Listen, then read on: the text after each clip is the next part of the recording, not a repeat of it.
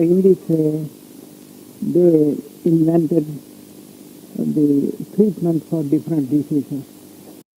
That Nadi reading, according to that Nadi reading, that from that book. From the manuscript? From the manuscript. And with the help of a magnifying glass, he reads them. I went closer and I also examined that book. I couldn't read it all. Only I see dots. Only when I borrowed his magnifying glass, and I then, through that I could see those things are letters. But I wondered how long ago, some thousands of years ago, those people had written these such small letters. Now, Reverend Sir, with this experience, could you also explain to us whether there's any practical experience of mind reading of the prophets that have appeared in the world, like Lord Buddha and others? Well, what he does is not mind reading. He is not such an expert person in that line. He is just copying the ancient documents and he translates them into modern Tamil or modern English. Modern languages? Yes. It is not true. From his own knowledge he gives his predictions. Only he copies them. He reads them and explains to others. These Nadi readings were the prophecies of ancient rishis, not his own knowledge. There is no mind reading at all, no telepathy or whatever. So, he gave my whole life reading and correct horoscope. According to my Sri Lankan horoscope, I had been born in Aries, but according to that it is Taurus. I see. Vrishabha Lagna. Lagna. And depending on that, he gave me so many life readings after that. Of the others, you mean to say? Well, I tell you some peculiar thing. He has a special chapter of Nadi reading to answer any mental questions. You need not mention the question. You need not ask the question. Only you have to think of the question. Then you have to hand over that horoscope. It is called Thanikandam or Pratyeka Kanda. And I tried so many things with the help of that. And on another occasion, after that several times I happened to go to see him and ask some questions about some persons and so on. Then one day, I felt I should ask about the life of the Lord Buddha and to know whether our Buddhist era, as we use it, is correct, or the way how European scholars state about that, whether their statement is correct. I want to know this. So I questioned mentally. I want to know the life of the Buddha. From that Thanikandam. Then I handed over my horoscope. Then he referred to that book of Thanikandam.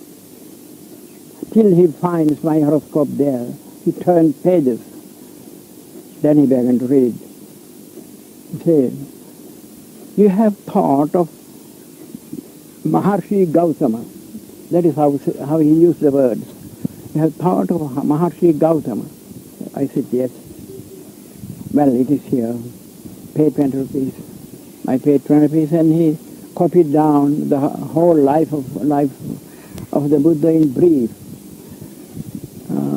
And there, he has mentioned there, in that life reading I found, Lord Buddha's 3 visits to Sri Lanka also. And the Buddha's horoscope, the birth movement, and also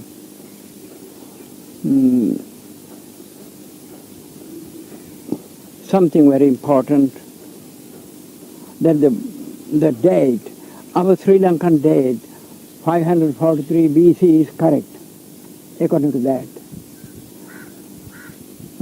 I got the whole life. It is just as we find, as what we find in our Pali manuscripts in Sri Lanka.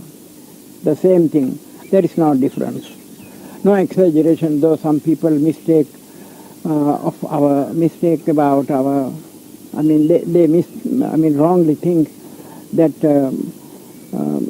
our description of the Lord Buddha is full of exaggerations. But that book says, these are correct. No exaggerations. And on another occasion, I want to know of the life of Jesus. So I thought of Jesus, and I handed over my horoscope. He referred to his book. He turned the pages according to the day I had gone to him. Then, after turning some pages, he said, "You are thinking of Maria Magan." That is Mary's son. Yeah, Mary's son. I said, "Yes." "Oh, it is here. Pay 20 rupees. And he copied it down. I have the copy with me, his own writing. And according to them, so at the same moment he has got it translated into English. And it says, by birth, Jesus didn't belong to a rich family. He belongs to a family of some... Poor peasants. Yeah, not... Yes, So, from a very poor family. during his young days, this boy, Jesus, wanted to know the original teachings of their religion. Because according to that, his family had followed a kind of religion called Esseni, some Esseni sect. And Jesus wanted to know the original teaching. So, without telling his parents, he joined some caravans and went to Egypt, and from there he went to Asia Minor, and then he left for India. After some months he reached India. He went to different teachers, but he was not satisfied. At last he met, fortunately at Kashmir, a certain Sarvastivadi Buddhist monk who was bound to Ladakh, Western Tibet, to him his monastery. And Jesus asked some questions, and this monk answered all questions. Then he was very satisfied. It is searching for this thing. I have traveled so far, now I am satisfied. Please accept me as your disciple. Okay. So Jesus joined that monk as his disciples and went along with him to his monastery in Ladakh. And he stayed there till 29th year. As a very clever scholar, he studied Buddhism, he studied medicine, he studied this development of occult powers, the levitation and so on, tracing his body, and healing, all these things he had learned.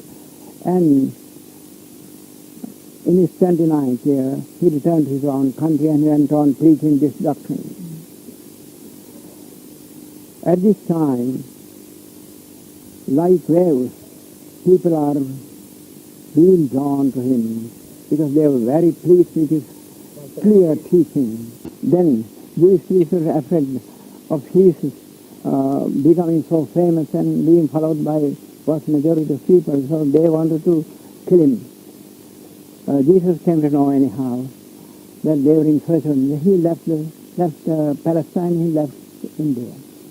Now, according to them, Jesus was not crucified. And at the end of this life reading, it says, this great person, Jesus, lived for the propagation of the Dhamma of the Buddha. His whole life he devoted for the sake of the Buddha. His name will never be forgotten in the world. That is how it ends. Now from it I understood there might be 2 or 3 kinds of Jesus in Palestine. What is mentioned in New Testament is not the very same person, partly his life and partly life of another person who had been crucified, who was crucified. That is how I have understood. But I don't know. I don't like to hurt other people. I mean Christians to go on giving my ideas about these things. Now, Reverend Sir, I stop here. Now, Reverend Sir, with your experience also, what could you say about the gain of knowing the Nadi reading for ordinary persons like us? Well, if you have your Nadi reading there, naturally you feel to go there and get it. That means your Nadi reading is there. The persons who have no Nadi reading there, they don't believe and they don't want to go, they don't find opportunity to go. That's the thing. Now, you also mentioned about these rishis. Actually, the entire aspect of this is that the rishis have known about individuals and they have written down all these things in Ola manuscripts. Now, these things happen in this way. We questioned about that also, that mental question. The answer came between 6,000 and 5,000. I mean, during the beginning of Kali Yuga era, there were about 1,000 very great and powerful rishis who could see future so many thousands of years and who could see the past also. They had been gifted with such psychic powers and they got all this by the practice of yoga to the very high, level. They have developed their mind's power of looking future and past through yoga practice. There were a good number of rishis. So it is they who invented this Ayurveda and astrology and Indian palmistry through their psychic powers, through their experiences. They could enter another body. They could enter a tree and experience it. And then they give the value,